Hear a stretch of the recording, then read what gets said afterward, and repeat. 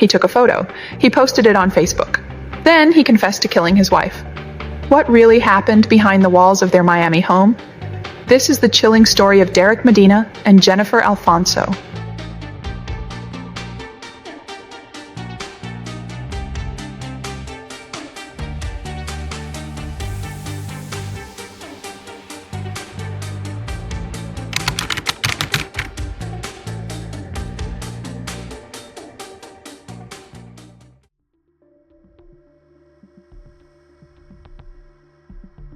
To outsiders, Derek Medina seemed like a man who had it all: confidence, a loving partner, and a home in the sunshine of South Florida. His social media was filled with smiling selfies, motivational posts, and claims about fighting evil spirits. But behind the curated image was a man deeply obsessed with power and recognition. Jennifer Alfonso, in contrast, was vibrant and humble. She worked at a local restaurant and adored her daughter. She had dreams of a calm, happy life. Friends described her as funny, warm, and protective, especially when it came to her little girl. But not all was well behind the doors of their suburban home. The couple met years earlier and had a whirlwind romance. Derek was older, assertive, and seemingly spiritual. Jennifer was younger, eager for love, but unaware of the control that would slowly creep into her world. Their relationship moved too fast for comfort. At first, everything seemed like a fairy tale. But soon, cracks began to form. Derek reportedly disliked Jennifer's male friends, questioned her texts, and kept tabs on her movements. She began withdrawing from social circles, texting friends less frequently, and changing plans unexpectedly. Their arguments became common knowledge among close friends. Some were verbal, others left Jennifer in tears. There were breakups, reconciliations, and finally, a marriage. But even after tying the knot, the tension only escalated.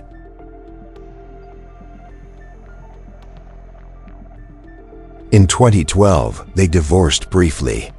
Derek blamed her, claiming she wasn't loyal. Jennifer moved on, focusing on work and parenting. But within a few months, they reunited. She believed people deserved second chances. Derek promised he had changed.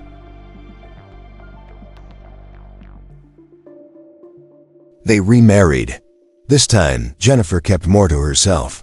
She rarely posted online, while Derek remained extremely active, writing books about spiritual warfare, uploading daily selfies, and making grand claims about his destiny. Those close to Jennifer say she felt conflicted. She loved him, but she was growing increasingly afraid. She texted friends about his erratic behavior. At times, she reportedly spoke of leaving for good. But something always pulled her back: fear, guilt, or hope for a better tomorrow. Derek's behavior became more alarming. He often spoke about death, enemies, and signs from the universe. He claimed he could see demons and that he had powers to protect people. But in reality, the person he claimed to protect the most, his wife, was feeling more endangered than ever.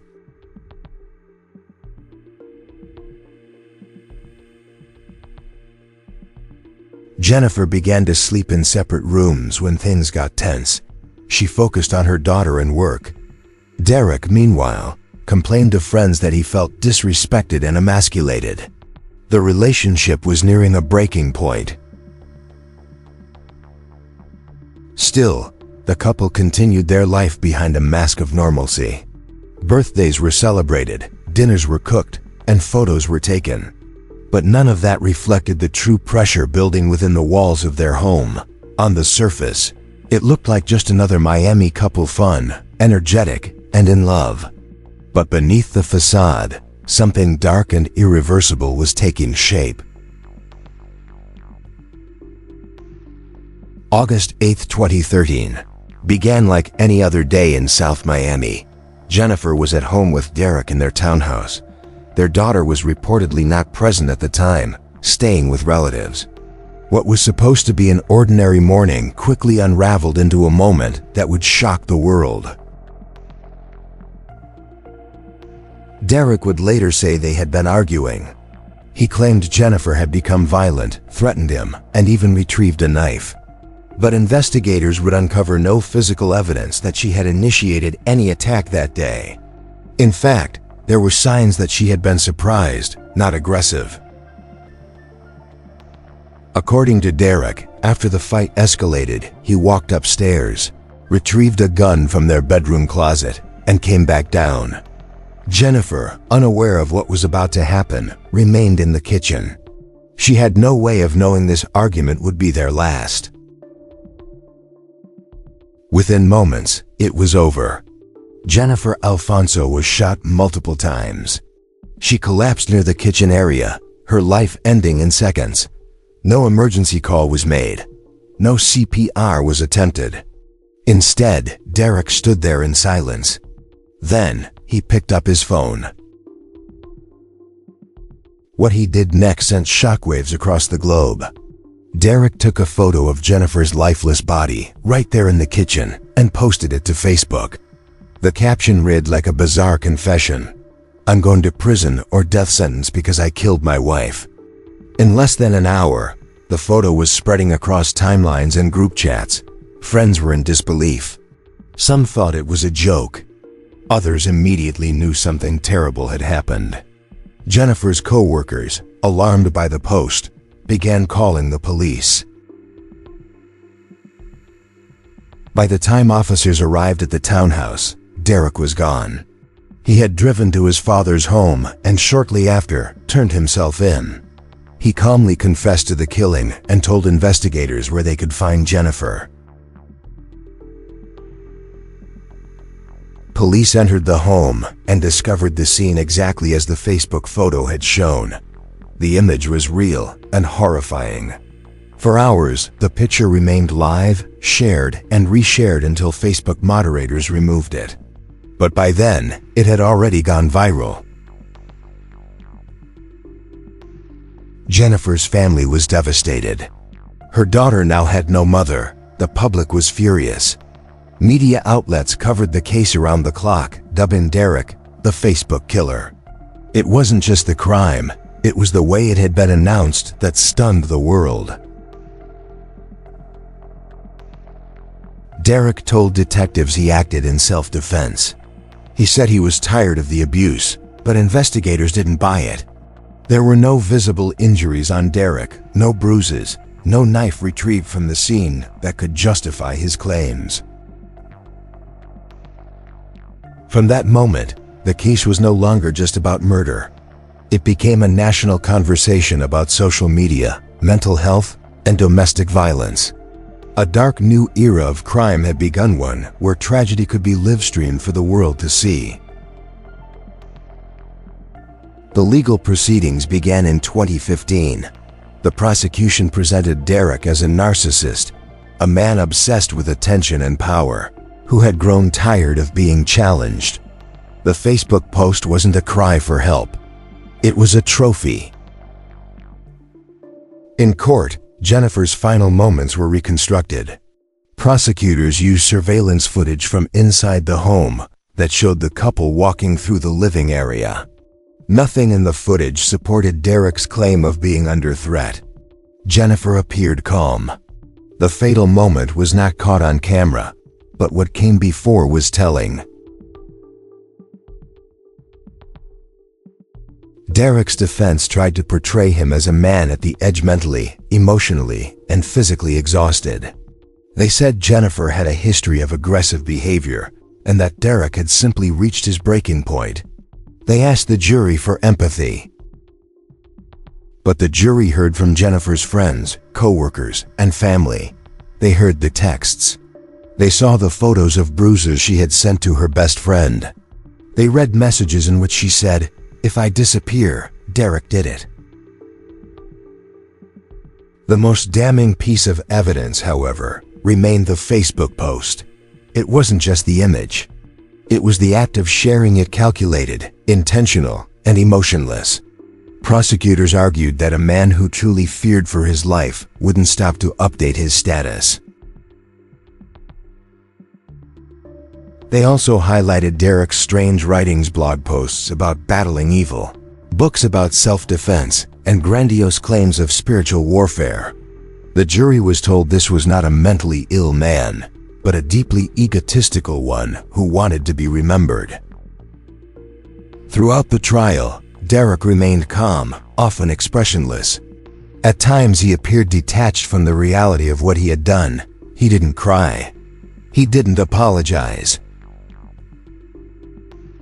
In November 2015, the jury returned its verdict, guilty of second-degree murder. Derek Medina was sentenced to life in prison without the possibility of parole. An additional 15 years was added for firearm possession. Jennifer's family embraced in tears. Justice had been served, but the wound remained.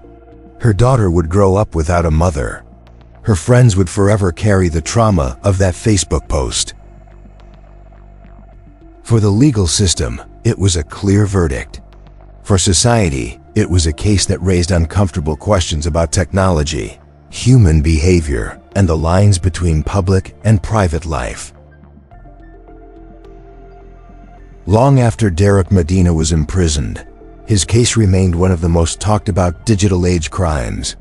It wasn't just the murder, it was the delivery, the broadcast, and the way it altered how we think about grief and voyeurism online.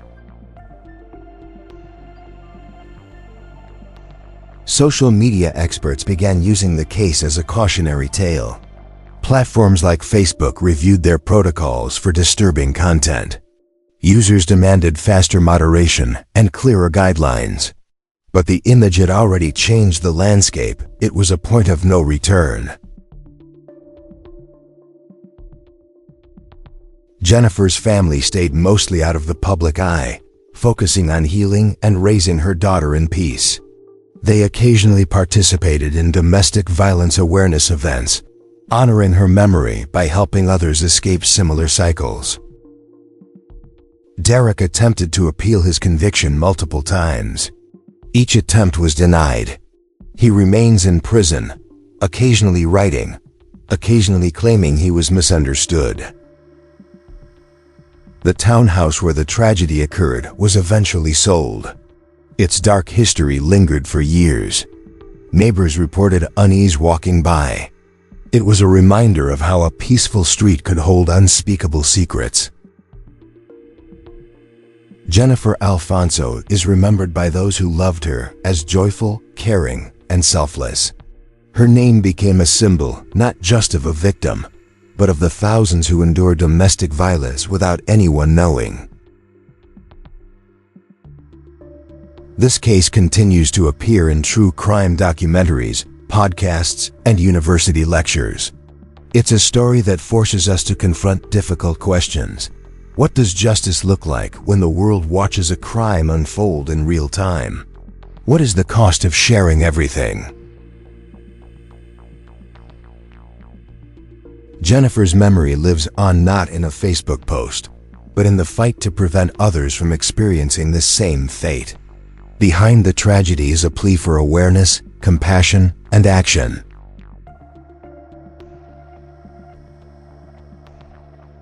Because when love turns controlling and fear replaces safety, the consequences can be fatal. And sometimes the whole world is forced to watch.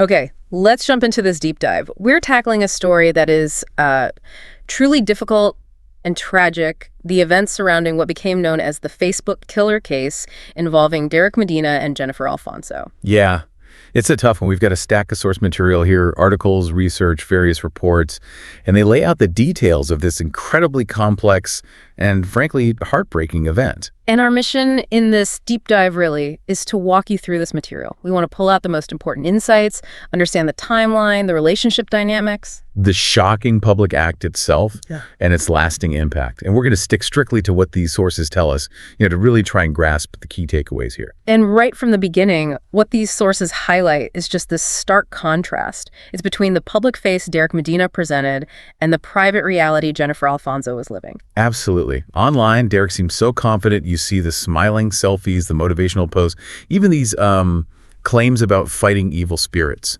It's quite something. The sources paint a picture of Derek, heavily cultivating that online presence. Yeah, it wasn't just casual use. They describe an underlying obsession, almost, with power and recognition. And that later showed up in his writing about spiritual warfare and these really grandiose claims about his destiny. And Jennifer, how did the sources describe her? Oh, they paint her as vibrant, humble, funny, warm, fiercely protective of her daughter, an adored daughter herself, actually. She worked hard and heartbreakingly dreamed of a calm, peaceful life. So they met years before the tragedy. Yeah, and the sources characterized their initial relationship as a whirlwind. It moved, quote, too fast for comfort. Right. Derek was older, assertive. Projected this seemingly spiritual kind of persona, yeah. While Jennifer was younger, maybe eager, and probably unaware of how controlling things would become down the line. So where did the trouble start to really appear, according to the sources? Well, the sources point to early red flags. Things like Derek reportedly didn't like her having male friends. He would constantly question her texts, apparently keeping tabs on her movements, that kind of thing. And how did Jennifer react to that increasing control? Friends noticed she started withdrawing. The sources say she pulled back from social circles, texted her friends less often.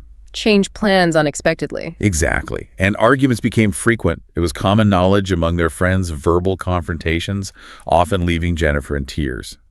And it got so bad they actually divorced briefly in 2012. That's right. The sources mentioned Derek blamed her for that split, claiming she was disloyal. Jennifer initially moved on, but then within months, they were back together. The sources suggest she believed in second chances, and Derek had promised he would change. What's fascinating, though, looking at their behavior after remarrying, it was really different, wasn't it? Totally different. The sources really highlight that Jennifer became much more private online. She rarely posted. Derek, on the other hand, remained extremely active, pushing his books, posting daily selfies, still making these very public, often quite strange claims. Wow. The sources really seem to reveal Jennifer's inner conflict during this period. It sounds like she still loved him, but she was increasingly afraid. Yeah. She texted friends about his erratic behavior. The sources say she reportedly even spoke about leaving him for good sometimes. But something pulled her back. Whether it was fear or guilt, or maybe just that lingering hope that things could somehow improve, it's hard to say for sure, but she stayed. And meanwhile, Derek's behavior was getting more alarming. Oh, definitely. The sources detail him frequently talking about death, about having enemies, about receiving signs in the universe. He claimed he could see demons. Demons. Yeah, and even professed to have special powers to protect people. It's incredibly sad, isn't it, when you see the sources say the person he supposedly should have been protecting most, Jennifer, felt more endangered than ever. And there was even a physical distance growing within the home itself. Yes, the sources indicate Jennifer started sleeping in separate rooms when things got really tense. She was focusing on her daughter and her work, probably trying to create some space and stability for herself. And while all this was happening internally, what was Derek saying? What was his perspective, according to the sources? Well, the sources note he was complaining to his own friends, saying he felt disrespected, emasculated even. But what's striking is, despite all this deep internal tension and this fear the sources describe, they kept up appearances. Right, the facade. Exactly. Photos from birthdays, dinners, everyday life stuff that gave absolutely no hint of the immense pressure building behind closed doors. The sources really emphasize, it looked like a perfectly normal couple on the surface. But something dark was taking shape underneath. Yeah, very dark. And that pressure finally exploded on August 8th, 2013. That's the date. The sources set the scene at their townhouse in South Miami. Jennifer and Derek were home alone. Their daughter was reportedly staying with relatives. Derek would later give his version of events. He claimed they got into an argument, that Jennifer became violent, threatened him, and even retrieved a knife. But the investigation findings, They didn't line up with that, did they? Not at all. The sources detail this clearly.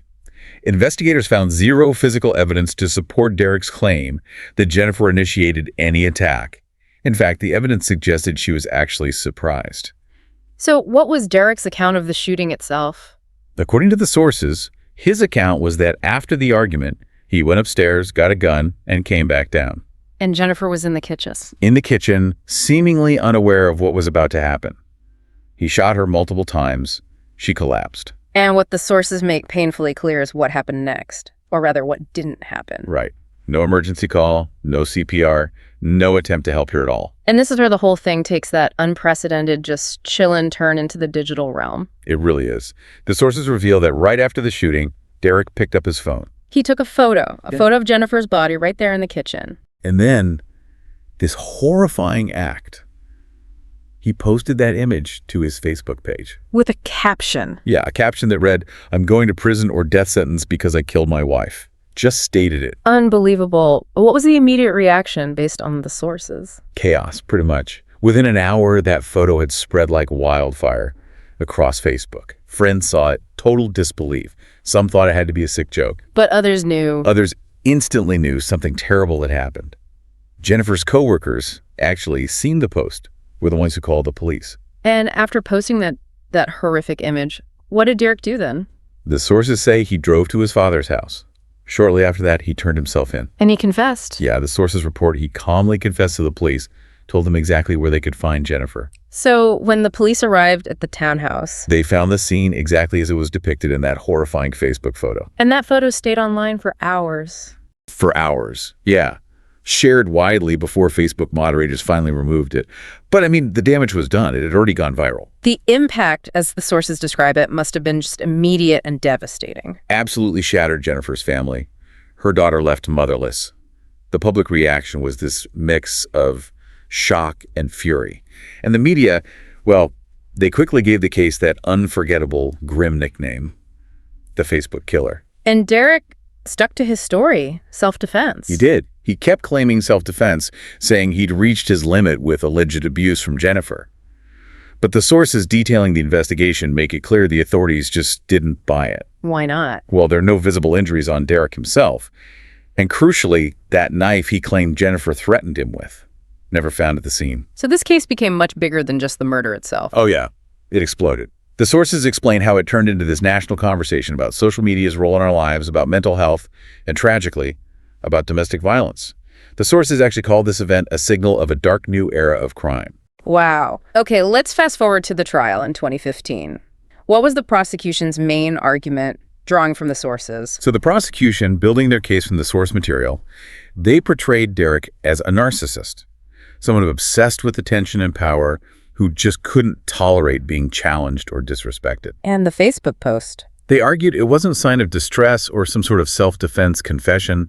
They saw it as calculated, basically, a trophy post, like he wanted to cement his moment in history, however grim. And they had some pretty powerful evidence to back that view up, didn't they? They really did. One key piece presented was surveillance footage from inside the home, taken just moments before the shooting. What did it show? The sources say it showed the couple walking through the living area, and nothing in that footage supported Derek's claim of being under immediate threat.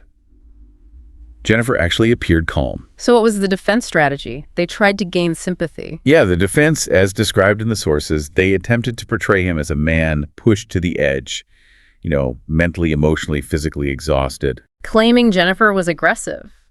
They argued she had a history of aggressive behavior and that Derek had simply reached his breaking point. They explicitly asked the jury for empathy. But the evidence against that narrative, it sounds incredibly compelling based on the sources. Oh, absolutely. The jury heard really powerful testimony. Jennifer's friends, co-workers, family, they heard her own words. In texts she'd sent. Yeah, texts describing his erratic behavior, her plans to leave. They saw physical evidence. She had documented photos of bruises she'd sent to her best friend. Oh, wow. And maybe most chillingly, they read a message she had sent to a friend years earlier. "If I disappear, Derek did it." That's incredibly haunting. And the Facebook post itself, that must have been central. The sources call it the most damning piece of evidence. It wasn't just the horrific image itself, but the deliberate act of sharing it. Calculated, intentional, and shockingly emotionless. That was the prosecution's argument, reflected in the sources. Their powerful point was, look, a man truly fearing for his life, who had just supposedly defended himself, wouldn't stop in that moment to compose a social media update. Makes sense. And his other writings, the stuff about spiritual warfare and whatnot, that came up too. Yes, his blog posts about battling evil, his self-published books about self-defense, those grandiose claims. The sources indicate these were used by the prosecution. To argue what? To argue that this showed an egotistical man who wanted to be remembered, who saw himself as some kind of major figure, rather than someone genuinely mentally ill acting purely out of fear. And what was Derek's demeanor like during the trial? How did he present himself, according to the sources? The sources describe him as remaining remarkably calm, often expressionless, appearing kind of detached. No emotion. No visible signs of grief. Didn't cry, didn't offer an apology during the proceedings, based on the reports. So after hearing all of this evidence, weighing everything, what was the jury's decision? In November 2015, the jury came back with its verdict. Guilty of second-degree murder. And the sentence? Derek Medina was sentenced to life in prison without the possibility of parole, plus an additional 15 years for the firearm possession charge. And the reaction in the courtroom? The sources describe Jennifer's family embracing, in tears. Justice, in the legal sense, was served, but, the wound remained. Yeah. Her daughter would grow up without her mother, her friends, forever carrying the trauma of seeing that post. It's just devastating. And this case, as the sources emphasize, it continues to be incredibly relevant today, doesn't it? It really does. It's remembered as one of the most significant crimes of the digital age. Not just because of the murder itself, but because of the way it was delivered, the broadcast aspect. How it unfolded online. Exactly. It fundamentally altered how we think about grief, about tragedy, and maybe even about voyeurism in the online space. And it had a direct impact on the social media platforms themselves. Absolutely. The sources highlight how experts now use this case as a stark cautionary tale. Platforms like Facebook, they were really forced to review and change their protocols for handling disturbing live content. Because users demanded it. Users demanded faster, more effective moderation. That image, the sources argue, it changed the landscape. It was an undeniable moment that social media just couldn't ignore. What about Jennifer's family since then? Well, the sources note that Jennifer's family has largely remained private, understandably focusing on healing and raising her daughter. Have they spoken out at all? They have occasionally participated in domestic violence awareness events. It seems like a way to honor Jennifer's memory and hopefully help others avoid similar fates. And Derek, what's his status? He's attempted multiple appeals since his conviction, according to the sources, but all have been denied. He remains in prison. Reports say he's still writing occasionally, still claiming he was misunderstood. In the place where it happened. The townhouse. Yeah. It was eventually sold, yeah.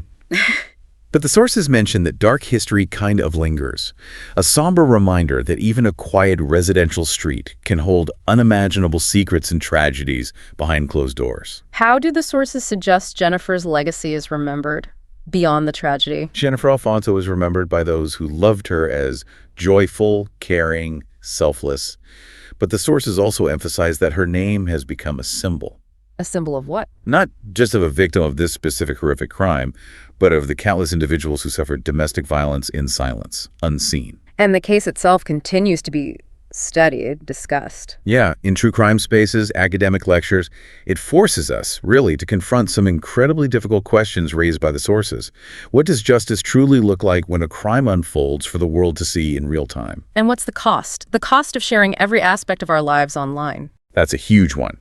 The sources make it clear that Jennifer's memory lives on, not just in the tragic details of her death, but as a call to action, a fight to prevent others from suffering the same fate, a plea for greater awareness, compassion, and crucially, intervention in domestic violence situations. Because ultimately, as these sources just tragically demonstrate, when love turns into control and fear replaces safety, the consequences can be absolutely fatal. And sometimes in our hyper-connected world, the whole world is forced to watch it happen. So that wraps up our deep dive into this profoundly sad and really significant story. We've navigated the timeline, explored the relationship, the horrifying public act, the trial, and its lasting impact, all drawn from the provided source material. And this deep dive matters to you because it offers critical, albeit very difficult, lessons. Yeah. Lessons about recognizing those red flags in relationships, maybe in your own life, or the lives of people you care about. Yeah, and it sparks crucial discussion about the complex and sometimes dangerous role technology plays in our lives now. Fundamentally, it just underscores the vital, potentially life-saving importance of domestic violence awareness. Definitely. As you reflect on this case, here's a thought, drawn directly from the powerful themes in these sources for you to maybe consider. Think about those dual lives people often present, the curated facade online versus the hidden reality. Yeah, and what responsibility does society or even the platforms themselves truly have when those lines between public display and private tragedy blur so violently? How can greater awareness actually lead to tangible protection for those who desperately need it most? Something to think about.